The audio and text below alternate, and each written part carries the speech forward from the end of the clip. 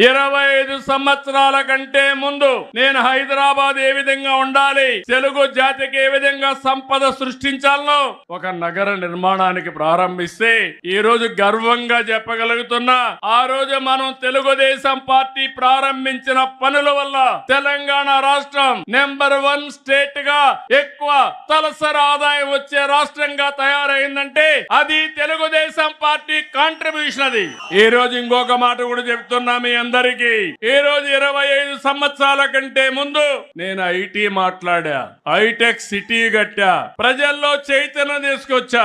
అప్పుడు నన్ను నమ్మలేదు, కానీ ఈ రోజు మీరు చూస్తే మీ ఊర్లో ఎంత మంది ప్రపంచంలో వేరే దేశాల్లో ఉన్నారో చూస్తే దానికి దోహదం చేసిన పార్టీ తెలుగుదేశం పార్టీ. అది సాధించిన జెండా తెలుగుదేశం పార్టీ జెండా. ఈ రోజు నేను గర్వంగా చెప్పగలుగుతున్నాను, ఏ దేశమైనా వెళ్ళండి, ప్రతి ఒక్క ఊర్లో కూడా మంచి కాలనీలు ఉంటాయి, అంటే డబ్బులు ఉండేవాళ్ళు. అలాంటి పాష్ కాలనీకి వెళ్ళి మీరు తెలుగులో మాట్లాడండి, ఇమ్మీడియట్ గా మీటింగ్ కావాల్సిన వ్యక్తులు మొత్తం వచ్చే పరిస్థితి ఉంటుందంటే అది తెలుగుదేశం పార్టీ సాధించిన విజయం. దీనికంటే గర్వ కారణం ఏం కావాలని మిమ్మల్ని అడుగుతున్నా.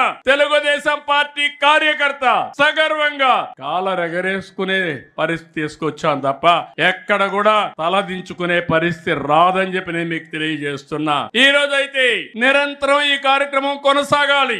ఎవరైతే ఆలోచించడం ఆపేస్తారో లేకపోతే తెలుసుకోవడం ఆపేస్తారో వాళ్ళు అక్కడి నుంచి పతనం అవుతా ఉంటారు, వ్యక్తులు గాని వ్యవస్థలు గాని.